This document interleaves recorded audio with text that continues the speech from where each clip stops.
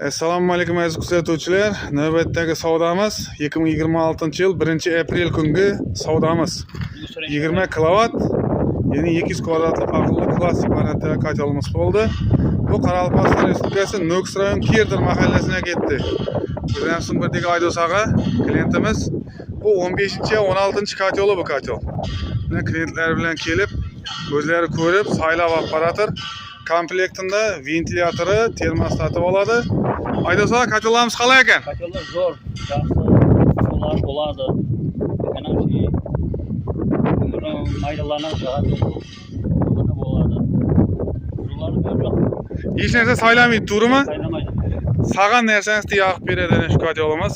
Ko'mir, o'tin, moldin tinachotun, tezek, hamma narsani solasiz yoqaveradilar.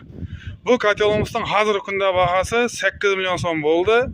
Bu klientlarimiz o'zlari kelib ekitib o'tirgani uchun 7 million 800 ming so'mga berayotirmiz bu kotelimizda.